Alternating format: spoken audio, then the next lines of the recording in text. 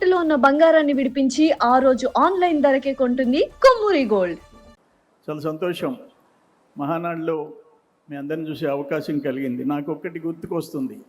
మేము long time back Nampally నుంచి Secunderabad parade grounds దాకా ఊరేగింపుగా పోయేవాళ్ళం.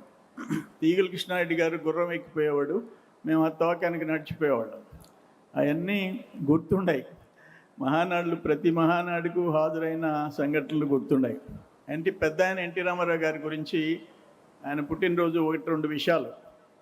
నెల్లూరులో సారా వ్యతిరేక ఉద్యమం, నేను అఖిలపక్ష పోరాట కమిటీ కన్వీనర్గా ఉండా. 23 జిల్లాల్లో ఒక్క నెల్లూరు జిల్లా పాటలు ఆపారు మహిళలు, మేము కలిసి.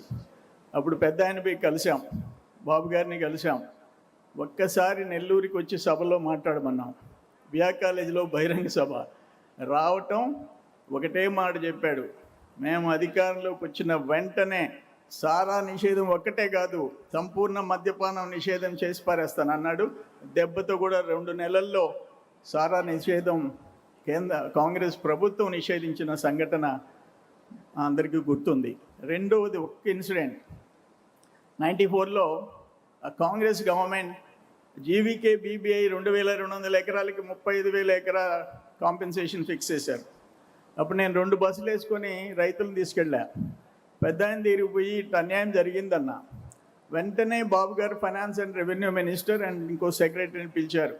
బ్రదర్ చెప్పేది న్యాయంగా ఉంది, పరిష్కారం చేయండి అన్నాడు. బాబు గారు అసెంబ్లీలో ఆయన ఆఫీస్లో పిలిచాడు, చేంబర్లో. 24 అవర్స్లో డబుల్ కాంపెన్సేషన్ చేసి పంపించిన రోజులు ఇంకా గుర్తుండాయని చెప్పేసి మీ అందరికి నేను మనవి చేస్తుంటా. ఈరోజు చాలా పెద్ద సబ్జెక్టులు ఇచ్చారు, 10 మినిట్సే ఇచ్చారు, గంట కొట్టుకోకమ్మా. దీంట్లో ప్రధానంగా రహదారుల అభివృద్ధి ఇప్పుడు స్క్రీన్ మీద కూడా చూపించారు. నేనేమంటానంటే లాస్ట్ గవర్నమెంట్లో ప్రధానంగా 3 శాఖలు మోతేశారు. 1 రోడ్లు భవనాలు, 2 నీటిపారుదల శాఖ, 3 వ్యవసాయ శాఖ. ఆ ప్రభుత్వం బడ్జెట్లో కేటాయించిన అమౌంట్లో 40% కూడా ఖర్చు పెట్టుకున్న శాఖలు, పెట్టని శాఖలు ఏంటంటే ఈ 3 శాఖలు. దాంట్లో రహదారులు అయితే పరిస్థితి దారుణం. 14-19 తెలుగుదేశం టైంలో 25,194 కిలోమీటర్లు వేశాం. జగన్మోహన్ రెడ్డి పాలనలో 1,800 కిలోమీటర్లు. మళ్ళీ ఈ 2 ఇయర్స్లో 5,050 కిలోమీటర్లు వేశాం. ఇట్లా చెప్పుకుంటూ పోతే బీటీ రహదారులు 22,283 కిలోమీటర్లు వేస్తే లాస్ట్ గవర్నమెంట్ పూర్తిగా నిర్లక్ష్యం చేసింది. మళ్ళీ ఇప్పుడు 2,500 కిలోమీటర్లు మనం వేయగలిగినాం. భారతమాల ప్రాజెక్ట్స్ 5 ప్రాజెక్టులు 2014 and 19 దాదాపు అవి వచ్చి 36,000 కోట్లు. వాటికి స్టేట్ గవర్నమెంట్ షేర్ కట్టినందువల్ల ఆగిపోయే పరిస్థితి లాస్ట్ గవర్నమెంట్లో వచ్చింది. మీ అందరికి నేను గుర్తు చేస్తున్నా. కేంద్ర ప్రభుత్వం ఈ గవర్నమెంట్లో, ఇప్పుడు కూటమి ప్రభుత్వంలో కేంద్ర ప్రభుత్వం ఆమోదించిన జాతీయ రహదారులు 8, ఇంపార్టెంట్ 8. మొత్తం పొడవు 1,749 కిలోమీటర్లు, వాల్యూ 81,879 కోట్లు ఈరోజు శాంక్షన్ చేయించుకునే పరిస్థితి వచ్చింది. నేనేమంటానంటే ఆ టైంలో ఎంతమంది చనిపోయినారు, యాక్సిడెంట్లో ఎంతమంది, 43,000 మంది రోడ్డు ప్రమాదాల్లో చనిపోయే పరిస్థితి జగన్ గవర్నమెంట్లో వచ్చింది. ఈరోజు గాడిన పడింది. మొత్తం రోడ్లు అయితే ఇప్పుడు అంతకుముందున్న పరిస్థితి, ఈ ఫోటోలు ఉన్నాయి ఇక్కడ. రాష్ట్రంలో 45,375 కిలోమీటర్లు టోటల్ లెంగ్త్ ఉన్నాయి. అందులో 50% 23,000 కిలోమీటర్లు దెబ్బతిన్నాయి. అటువంటి పరిస్థితి జగన్మోహన్ రెడ్డి గవర్నమెంట్లో వచ్చింది. రెండోది ఏంటంటే అమరావతి, ఇంపార్టెంట్. అమరావతి అభివృద్ధి వికేంద్రీకరణ. రైతు బిడ్డలు మనకి 34,000 ఎకరాలు ఇచ్చారు. 28,538 మంది రైతులు, వాళ్ళు 1,631 రోజులు గత గవర్నమెంట్ మీద పోరాటం చేయాల్సిన పరిస్థితి వచ్చింది. 230 మంది ప్రాణ త్యాగాలు చేశారు. నాకు ఒక్కటి బాగా గుర్తుంది, ఆ సోదరిమణులు, ఆడబిడ్డలు, సోదరులు తిరుమలకి పాదయాత్ర కొనసాగించారు. దాంట్లో సర్వేపల్లి కాన్స్టిట్యున్సీలో పొదలకూరు ప్రాంతంలో మేమంతా నైట్ టెంట్లు వేయించి అన్నీ చేసాం. అర్ధరాత్రి పోలీసులు వచ్చి వాటిని తీసేశారు, రిమూవ్ చేసేసారు. మేమెంత అడ్డుపడినా వినలా. నెక్స్ట్ డే ఎర్రటి ఎండలో ఆ ఆడబిడ్డలు రోడ్డు మీద నిలబడుకొని, రోడ్డు మీద కూర్చొని భోజనాలు చేసే పరిస్థితి వచ్చింది. దాన్ని ఎన్ని రకాలుగా 3 రాజధానులని చెప్పి, మావిగానని చెప్పి, ఆ గన్ కల్చర్ ఇంకా అతనికి పోలే. ఈ అమరావతిని నాశనం చెయ్యాలని చెప్పేసి అతను చేసిన ప్రయత్నాలు మనం చూసాం. ఈరోజు 15,000 కోట్ల రూపాయలు కేంద్ర ప్రభుత్వం ఇచ్చి అండగా నిలబడింది. మొన్న లోక్సభలో చట్టం చేసింది. ఎదురు లేకుండా అమరావతి అనేదానికి మళ్ళీ పల్లెత్తి ఆ అపోజిషన్ పార్టీ మాట్లాడేదానికి లేకుండా మోడీ గారి ప్రభుత్వం కేంద్రంలో మనకు చట్టం చేసి ఇచ్చింది. ఈరోజు బిట్ వచ్చినా, ఎస్ఆర్ఎం వచ్చినా, బిట్స్ పిలాని వచ్చినా, అన్ని విశ్వవిద్యాలయాలు వచ్చినాయి అంటే చంద్రబాబు నాయుడు గారి కృషి, లోకేష్ బాబు గారి ఎఫర్ట్స్ అని చెప్పేసి నేను తెలియజేస్తున్నా. దేశంలో మొట్టమొదటి క్వాంటమ్ వ్యాలీ ప్రజా రాజధానిలో ఏర్పాటు చేసి భవిష్యత్తులో విజ్ఞానులను తయారు చేసే అవకాశం మన అమరావతికి వచ్చిందంటే అది చిన్న విషయం కాదని చెప్పేసి మీ అందరికీ నేను మనవి చేస్తున్నా. మూడోది ప్రాంతీయ ఆర్థిక మండళ్ళు. దాంట్లో ఉత్తరాంధ్ర ఆర్థిక మండలి విశాఖ చెన్నై ఇండస్ట్రియల్ కారిడార్ పరిధిలో విశాఖపట్నం కేంద్రంగా IT, AI, fintech, pharma, port ఆధారిత పరిశ్రమలన్నీ వచ్చే పరిస్థితి వచ్చింది.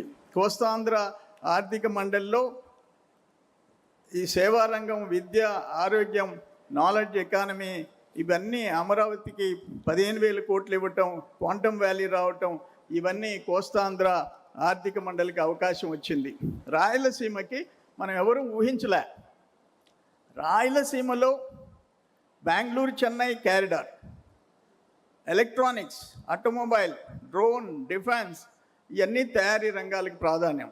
Shri City, Tirupati electronics clusters, green energy రంగంలో 150,000 కోట్ల పెట్టుబడితో దేశంలో అతిపెద్ద హబ్గా రాయలసీమ ఏర్పాటు చేయటం, వీటన్నిటిలో లోకేష్ బాబు గారి కృషి కూడా అనిర్వచనీయమని చెప్పేసి నేను మనవి చేస్తుంటా.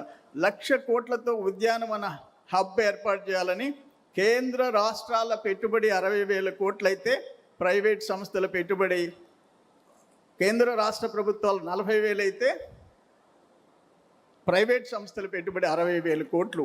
ఈ విధంగా రాయలసీమ ఆర్థిక మండలి ముందుకు పోయే పరిస్థితి తెచ్చుకున్నాం.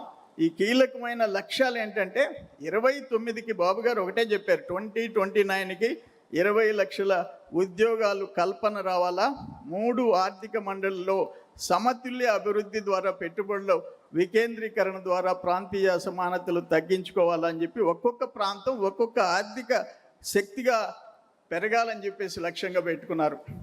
అది మనం అందరం చూస్తున్నాం. ఇంత పెద్ద ఎత్తున 1,00,000 కోట్ల పెట్టుబడి 2 ఇయర్స్లో తేవటం బాబు గారి కృషి, అక్కడ మోడీ గారి సపోర్ట్, లోకేష్ బాబు గారి అనిర్వచనీయమైన ఆయన ఎఫర్ట్స్ ఇవన్నీ కలిసి వచ్చినాయి. ఇక్కడున్న జనసేన పార్టీ, పవన్ కళ్యాణ్ గారి అండ. అట్లే ఇంకోటి ఏంటంటే, ఒకటి ఇది ఇంపార్టెంట్ సబ్జెక్ట్, పేదల పక్కా ఇళ్ళు. ఎన్టీ రామారావు గారి సృష్టి. ఆ రోజు 5 సెంట్లు, తర్వాత కూడా మనం 3 సెంట్లు ఇస్తూ వచ్చాం.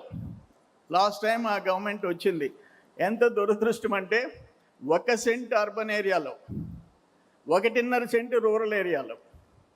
అంటే 1.5 సెంటు రూరల్ ఏరియాలో ఏమవుతుంది? 1 సెంటుతో ఏం చేయాలి వాళ్ళు భార్యాబిడ్డలు? పులివెందుల్లో 8,000 ఇళ్ళు మున్సిపాలిటీలో 1 సెంట్లో కడితే, రాక్రీట్ కాంక్రీట్ సంస్థ ఘోరంగా కడితే, ఈరోజు వాళ్ళు ఏం చెప్తున్నారు? నీ పులివెందుల్లో మేము పోయి గృహప్రవేశాలు చేసే ప్రసక్తే లేదు, చంద్రబాబు నాయుడు గారు మున్సిపాలిటీలో 1.5 సెంట్ ఇస్తానన్నాడని చెప్పేసి అడ్డం తిరిగే పరిస్థితి వచ్చింది.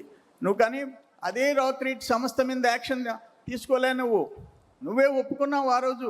ఇవన్నీ చూసాం. నేను ఒక్క మాట అడుగుతుండా, ఒక్క మాట.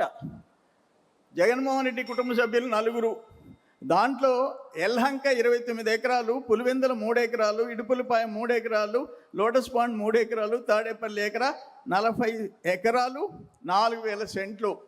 4,000 సెంట్లలో నువ్వు 4,000 కుటుంబాలు ఉండమంటున్నావు. అంటే 4-5 కుటుంబ సభ్యులంటే 20,000 మంది దాంట్లో బతకాల నీకున్న ఇళ్ల స్థలంలో. వాళ్ళకి మాత్రం 1 సెంట్ ఉండాలా? ఇది ఎక్కడ న్యాయం అని చెప్పేసి నేను అడుగుతా ఉంటా. ఇటువంటి ఘోరాలు అమరావతిలో దాదాపు అరకులో నీ గెస్ట్ హౌస్ కోసం 400 కోట్ల రూపాయలు ఖర్చు పెట్టావు, నువ్వు పర్మనెంట్ సీఎంగా ఉంటానని చెప్పేసి చేసావు. ఏదేమైనా నేను ఒక్క విషయం అయితే చెప్తుండా, ఈరోజు చంద్రబాబు నాయుడు గారు 2018లో ఎస్సీ ఎస్టీ సభ పెడితే వేణుగోపాల స్వామి టెంపుల్ ల్యాండ్స్లో ముందు మా అందరితో మాట్లాడి 1,80,000 కేంద్ర ప్రభుత్వం ఇచ్చేది 50,000 పెంచి 2,30,000 చేసి అప్పటికప్పుడు 24 గంటల్లో జీవో తెప్పించాడు. నువ్వు వచ్చేసి ఆ 50,000 కట్ చేసి నా ఎస్సీలు నా ఎస్టీలు అంటావు, 50,000 కట్ చేసి 1,80,000 రూపాయలు చేసావు. దాంట్లో 50,000-60,000 నీ మనుషులు దోచుకునే పరిస్థితి తెచ్చావు. మళ్ళీ బాబు గారు వచ్చారు, ముఖ్యమంత్రి అయినారు, పరిస్థితి అర్థం చేసుకున్నారు. 2,50,000 రూపాయలు ఇంటికి పెంచిన నాయకుడు చంద్రబాబు నాయుడు గారు అని చెప్పేసి నేను మనవి చేస్తుండా. దుర్మార్గాలు, దోపిడీలు, ఆఖరిక 1,80,000 కేంద్ర ప్రభుత్వం ఇచ్చే దాంట్లో 60,000-70,000 దోచేసుకొని ఆ ఇళ్ళు దేనికి పనికి రాకుండా చేసిన ముఖ్యమంత్రిగా పనిచేసిన వ్యక్తి ఈరోజు గొడ్డల పార్టీ అని చెప్పేసి తెలియజేసుకుంటూ, టైం లేదు, గంట కొడుతున్నారు, చాలా ఇంపార్టెంట్ సబ్జెక్ట్స్ ఉన్నాయి. ఏదేమైనా మీ అందరి మరొకసారి మహానాడు శుభాకాంక్షలు తెలియజేస్తూ సెలవు తీసుకుంటాను.